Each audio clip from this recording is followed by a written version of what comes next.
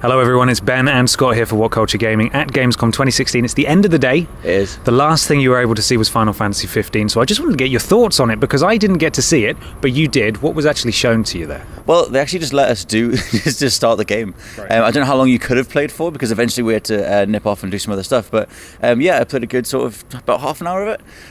It's very similar to the beta thing that they put out. It was like a little trial demo that they put out. It's very open world exploration style thing. They've actually changed quite a lot. They haven't had turn-based battles for a while, but they've changed the way that you fight overall.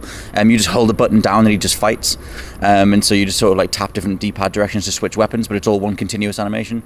So basically it's ostensibly like a weird fantasy road movie. Like you're a dude called Noctis, you're like a prince, and you're like scheduled to go off and meet some other woman and like bind the kingdoms together, like Game of Thrones style.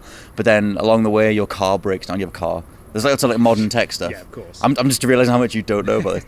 It's weird. You're a dude. You're a prince, Noctis. You got some friends, princey friends. You're all in a car. Yeah. It's like kind of futuristic stuff, but you're still in like a fantasy world with like dinosaurs and goblins and demons. So, assuming that the people who are watching this have seen the trailer and the stuff that's been shown so far, so they're the car and the open world and that kind of stuff.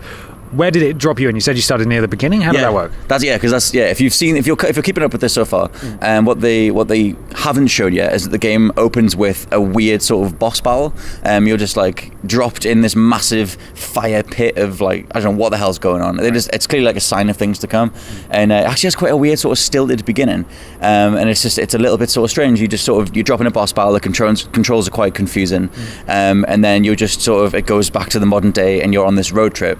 And it's just, considering the game's been in development for about a decade because they've had like, different title names. changes, and everything else. It doesn't, for as much as I really want to love it didn't knock me over. Like it's not, the graphics aren't like, Uncharted level kind of thing. There are some sort of muddy textures. It's just indicative of the fact that they have a game that has been made on different hardware and has made the generational jump. Yeah. And these days, like different games are made with different engines, and they've had to sort of stick with the one that they had because the bulk of the assets were always on that engine. And so they're going to need to pay off, obviously, because the amount of money they're pouring into the anime and the film and all the other stuff that they're doing, the supplementary stuff, the collector's editions that you can buy are absurdly expensive if you want one of those.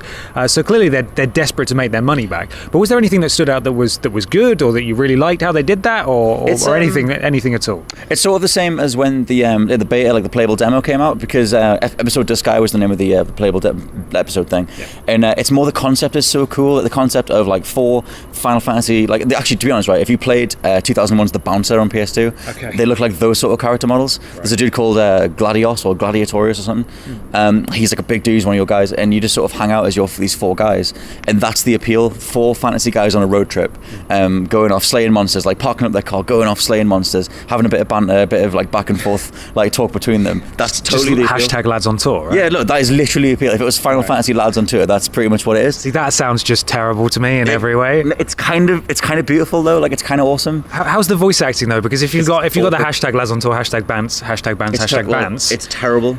I've heard it's awful. Like how do they have sort of the stereotyped voices you would expect for their body types? Because that's exactly the kind of thing I can imagine them doing. Absolutely, like 100%. Same Final Fantasy style voice acting we've always had, but that's why we love it so much. Like it's always been endearing that way. Not as bad as that, not yet. Not in the stuff that I saw. But just sort of like, hey, let's go over there, and like, hey, you want to go over there? Like, it's just like radical, dude. Yeah, it's not even like it's necessarily Americanisms, but just sort of how Japanese writers like to write Western dialogue, and it sort of comes across of just like the game opens with you pushing the car for about 2 minutes, just pushing it to get it to start, and that's like. But the thing is.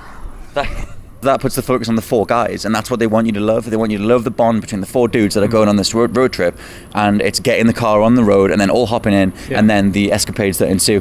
One thing I have to point out, which is the same thing from Episode Disgaea, it's Sid's daughter is this mechanic woman chick who sorts out your car. She still looks absolutely ridiculous. She's just in hot pants with her boobs out, and it just doesn't. Why? It's just stupid. It just looks ridiculous. And she's like, "Hey, y'all, can I fix your car?" And it's just like, "What are you doing?" It's just such a shame that they feel the need to, and this is without seeing, this is just from the stuff we've seen and the stuff you're telling me right now, but it's always seemed strange to me that the Final Fantasy creators want to go with a Western feel, because I find that one of the best JRPGs around today at the moment is the Persona series, and they just Japanese culture all in. and they just write the characters really well. And yeah, there's a couple of loose things, but the localization team do a really good job of keeping the Japanese sensibilities, but making it so that we can understand it. And it just seems a bit weird and warped where they're trying to do it the other way around. I mean, I think in a way, it's like it wouldn't be Final Fantasy if you didn't have a lot of these quirks in it. And they are shooting for, to be honest, like the setup of having like this mix of like new age technology. Like everyone's got phones, everyone's getting rang voicemails, and got a nice fancy car. The car can fly as well, as you do. And it's lots of this futuristic stuff. There's gas stations, and it's like modern cons. Right. But there's also like enemies to fight, and there's like quests to go on. It's a nice mix. There's still chocobos in there, chocobos if you're American, and all that sort of thing. And yeah, that's the appeal. I love the world that they've got. To be honest, I still really enjoyed it. I just think that it's not the game that they need it to be. But I wonder if it was ever going to be like a game this long in development.